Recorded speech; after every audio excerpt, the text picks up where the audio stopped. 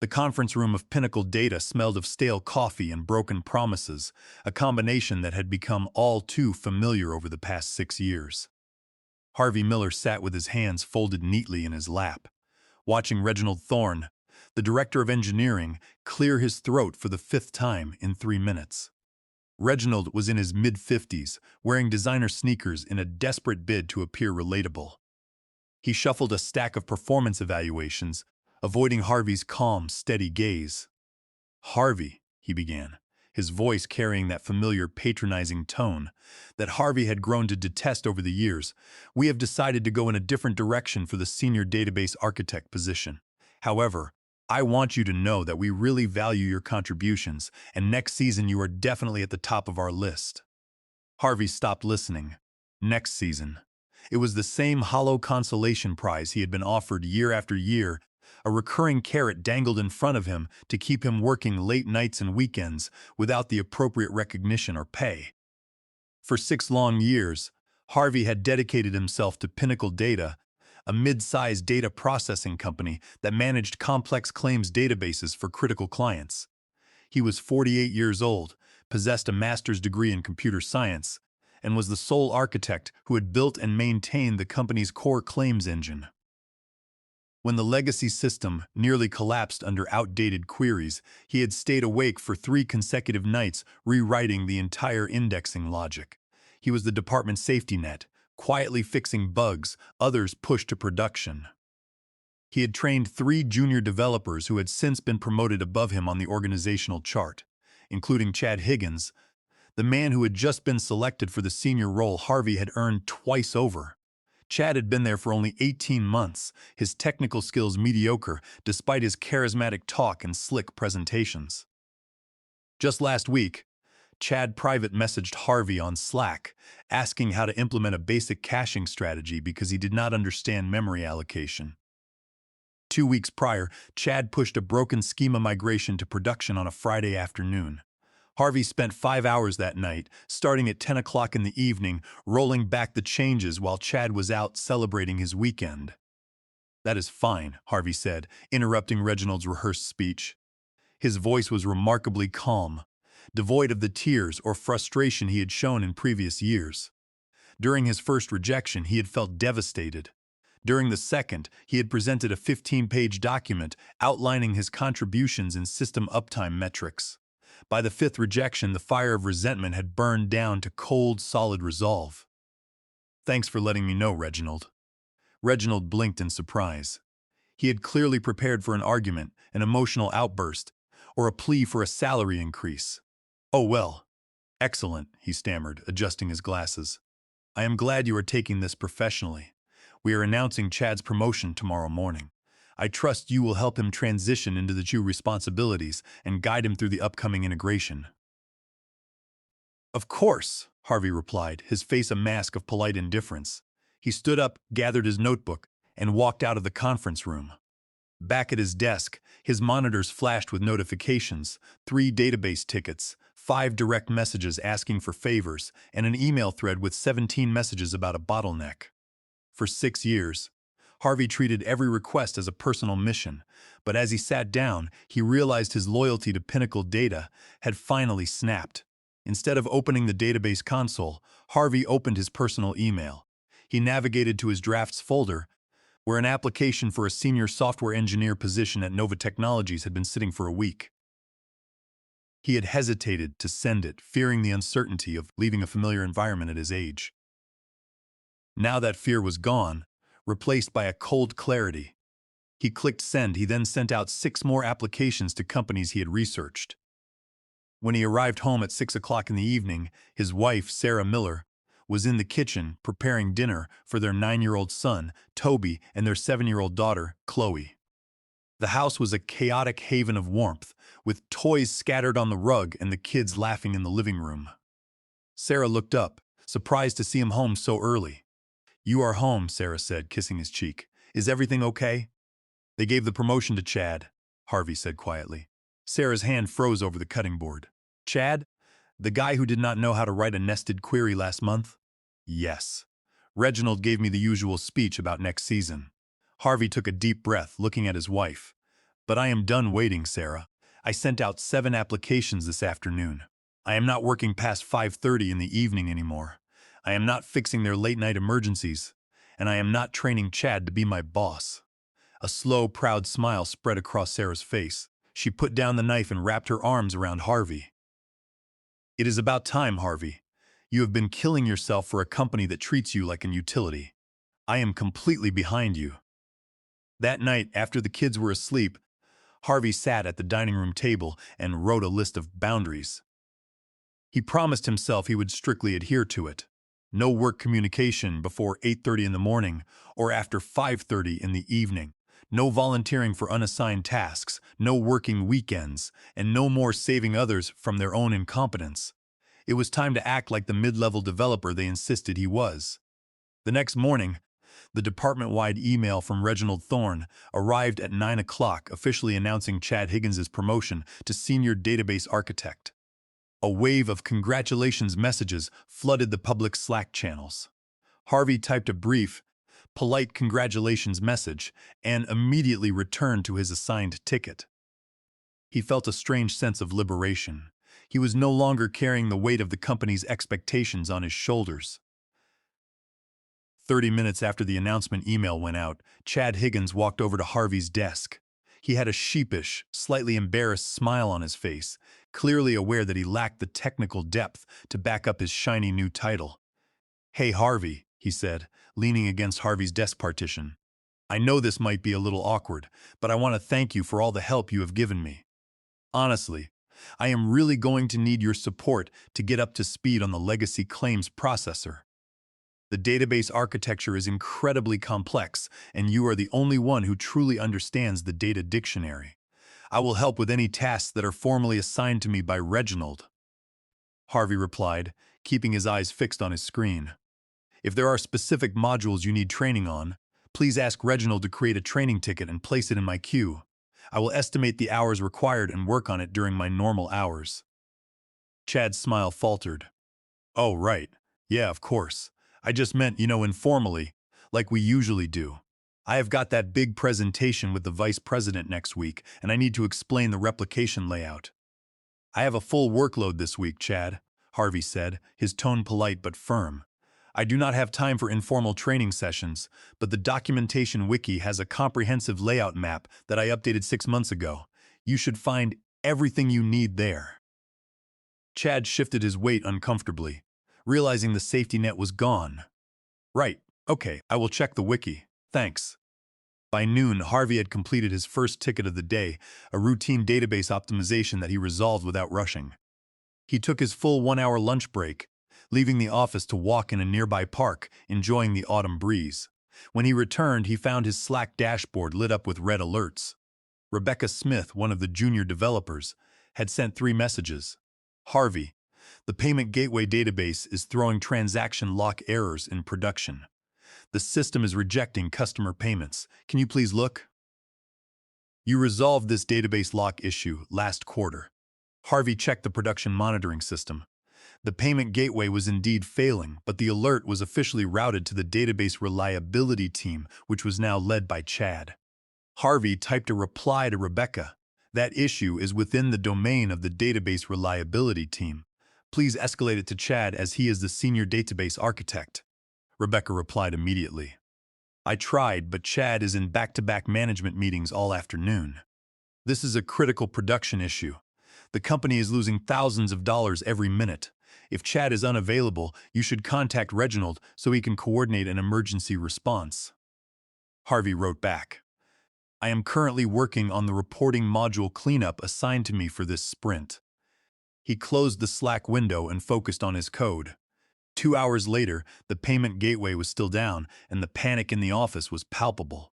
Reginald Thorne walked briskly to Harvey's desk, his face flushed with anxiety. "Harvey, the payment database is still throwing deadlocks. Chad is stuck in meetings with the executives, and he does not know how to clear the database transaction pool without risking data loss. I need you to jump on the emergency bridge line and resolve this. It should only take you 10 minutes. It might take 10 minutes for someone who has studied the transaction logs," Harvey said, looking up calmly. "But since I am not the senior architect, I do not have the administrative authority to execute raw database commands in production without formal approval. That is Chad's responsibility now. If Chad needs my technical assistance, he can submit a formal request and we can schedule a session tomorrow morning. Tomorrow morning? Reginald raised his voice, attracting glances from nearby coworkers. Harvey, this is a critical emergency. We are losing clients. Then it is a critical emergency that requires the attention of your senior architect, Harvey said, his voice remaining quiet and controlled. I am executing the tasks assigned to me in my sprint planning. I cannot abandon my work without a written directive from HR or the vice president. Reginald stared at her, his jaw tightening in anger. This is not the team player attitude I expect from you, Harvey. I am doing the job I am paid to do. Reginald, he replied. At exactly 5:30 in the evening, Harvey closed his laptop, packed his notebook into his bag, and stood up. The payment gateway database was still throwing lock errors, and Chad was hovering over his desk, sweating as he stared at the console. Harvey walked past him, said goodnight to his coworkers, and left the building. For the first time in 6 years, he did not check his work emails or Slack messages on his phone during his commute. He arrived home, helped Toby with his math homework, and listened to Chloe describe her art class. At 7 o'clock in the evening, his phone rang. The caller identification showed Reginald's number. He declined the call. He called 2 more times and then sent a text. Harvey, we need you to log on immediately. The database is corrupted. He ignored the text, turned his phone to silent, and sat down to a peaceful dinner with his family. On Wednesday morning, the atmosphere in the Pinnacle data office was thick with tension. The payment gateway database had remained down until midnight, when Chad had finally executed a brute force database restart that cleared the locks, but resulted in the loss of several hours of transaction records. The database administration team was now facing a massive reconciliation effort to identify the missing records. Reginald Thorne was waiting for Harvey at his desk when he arrived at 8:30. We had a major data loss incident last night, Harvey, he said, his voice cold. If you had joined the emergency bridge when I asked, we could have resolved the locks without restarting the database. Your refusal to help has caused significant financial damage to the company. I followed the protocols outlined in the engineering handbook, Reginald, Harvey replied, placing his bag in his drawer. The handbook states that production modifications must be authorized and executed by the designated team lead. Since Chad was promoted to senior architect, he is the designated authority. I did my job. If Chad lacks the technical capability to manage database emergencies, that is a staffing issue, not a performance issue on my part. Reginald's face turned a deep shade of red. We will discuss this in our weekly alignment meeting, he said, before turning and walking away. Harvey spent the morning preparing for his upcoming interviews. He had received a positive response from Nova Technologies, and they had scheduled a technical panel interview for next Tuesday. During his lunch break, he sat in his car and reviewed database architecture concepts, feeling a sense of excitement he hadn't felt in years. On Friday afternoon, Reginald called a mandatory department-wide meeting. All 12 developers, the database administrators, and the project managers gathered in the main conference room.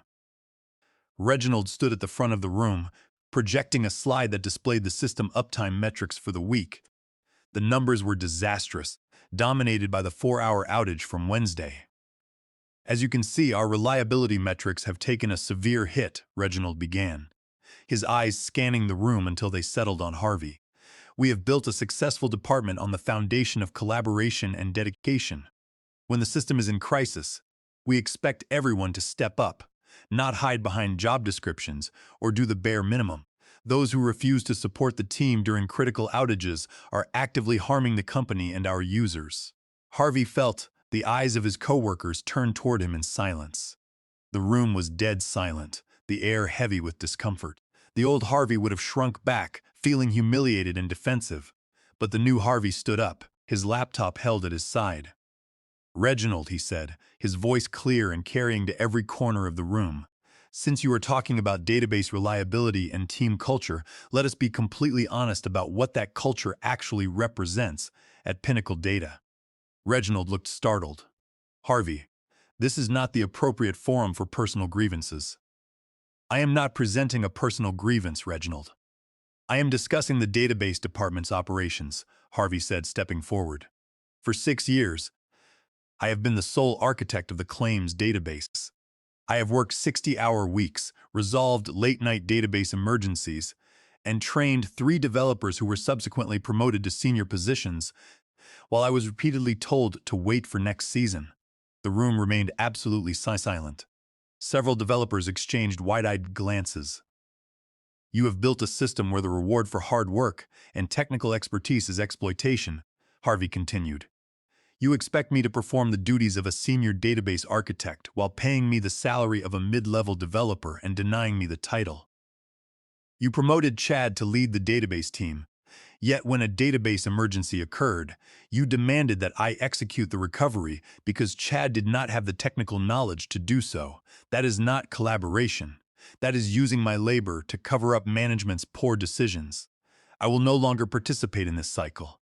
I will perform my contracted duties during my contracted hours. If you want senior-level responsibility, you should assign it to the senior-level staff you chose to promote. Harvey closed his laptop, walked out of the conference room, and headed straight to the elevator. His hands were shaking with adrenaline, but he felt a profound sense of triumph. He had finally spoken the truth that everyone in the department had been too terrified to acknowledge. Before she even reached the parking lot, his phone began to buzz with messages. Simon, one of the senior front-end developers, wrote, "Harvey, that was the most courageous thing I have ever witnessed in this office. You said what all of us have been thinking for years.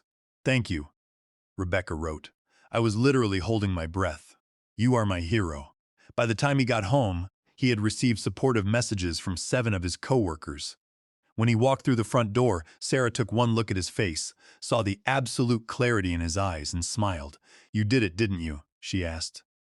"I did," he replied. "I stood up in the middle of the meeting and told everyone the truth." Sarah pulled him into a tight hug, holding him close as the tension of the last 6 years seemed to melt away. "I am so proud of you, Harvey," she whispered.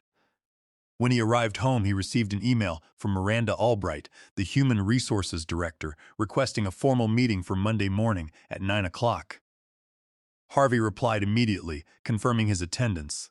He spent the weekend relaxing with Sarah and the kids, refusing to allow the upcoming corporate confrontation to ruin his family time. He was prepared, and he knew he held the cards. Monday morning, Harvey walked into the Human Resources conference room at 9 o'clock. Miranda Albright, the Human Resources Director, was seated at the table, flanked by Clara Cross, a representative from the Corporate Human Resources Department, and Reginald Thorne. Reginald looked smug, confident that Harvey was about to be disciplined or terminated for his insubordination. "Harvey, thank you for coming," Miranda began, her tone professional and neutral. "We wanted to discuss the incident that occurred during Friday's department meeting. Reginald has reported that your comments were highly disruptive, unprofessional, and constituted public insubordination." "I disagree," Harvey said, placing a neat folder on the table. "My comments were a direct response to Reginald's public accusation that I was doing the bare minimum and harming the company. I was clarifying the division of responsibilities within the database team."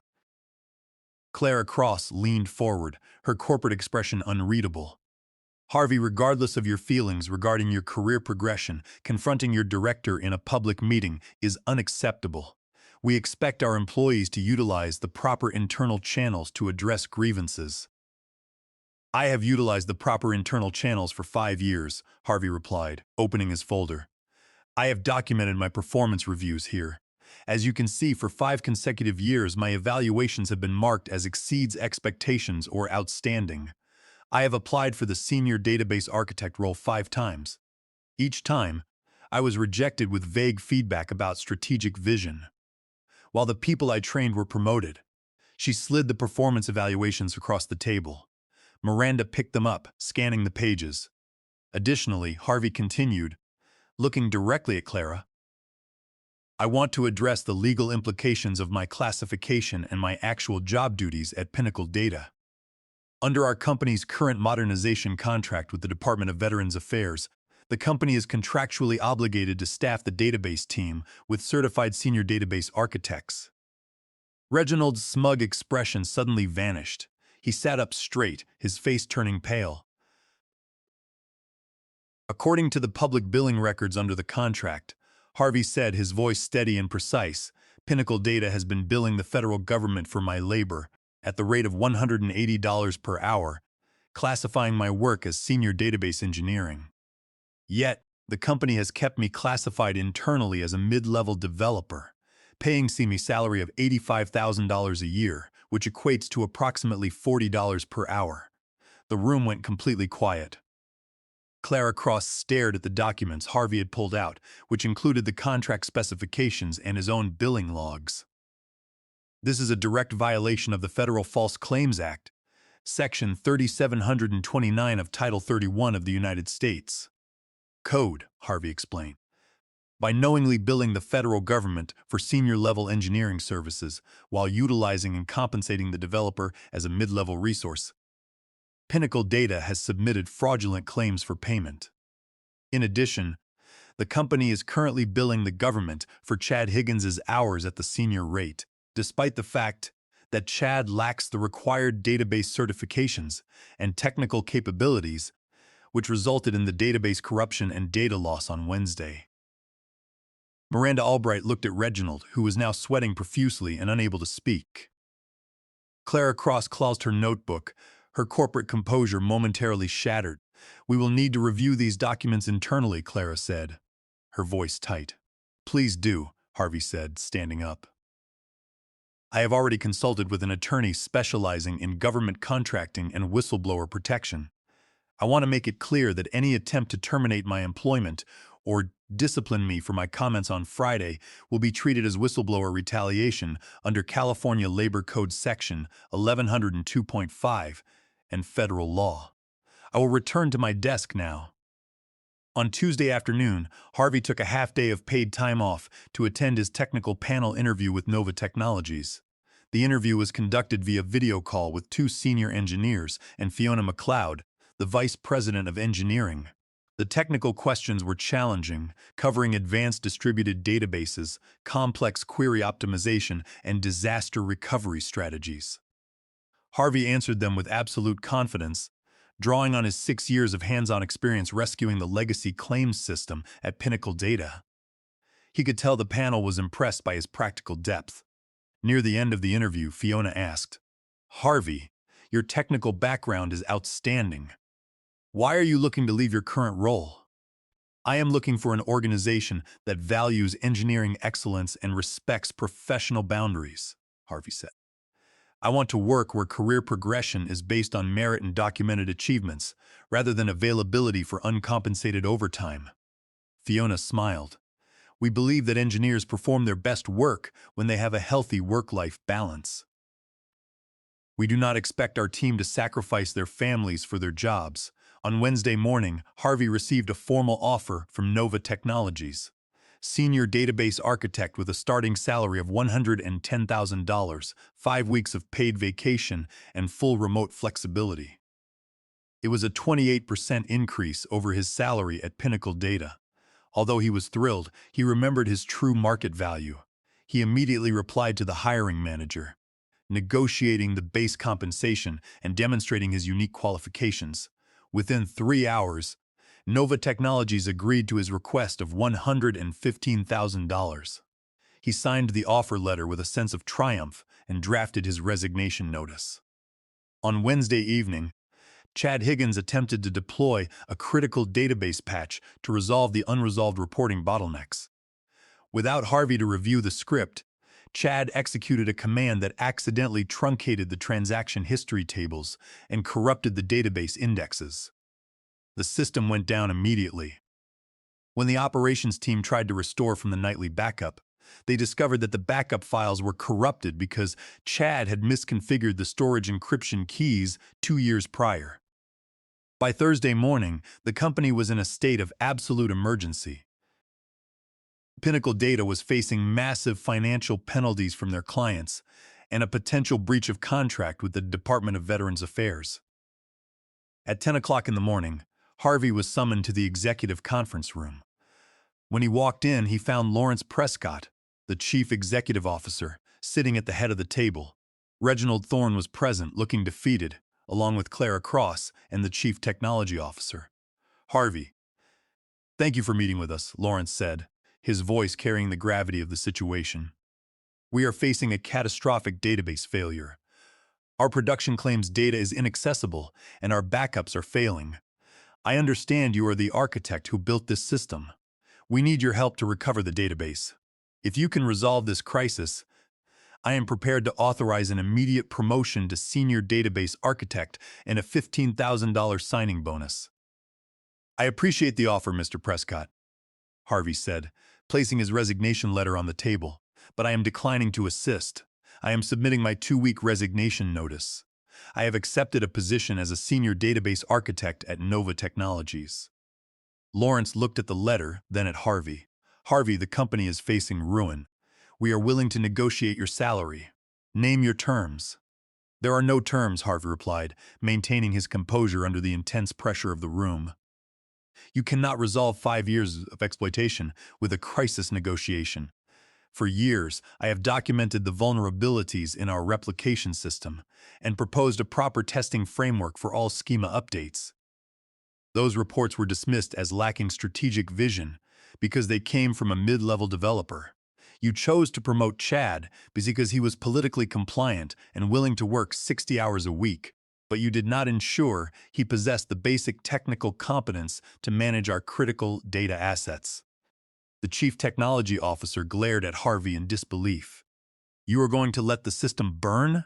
I am going to perform the duties of a mid-level developer for the remaining 2 weeks of my employment, Harvey said, standing up. I will see you at my desk.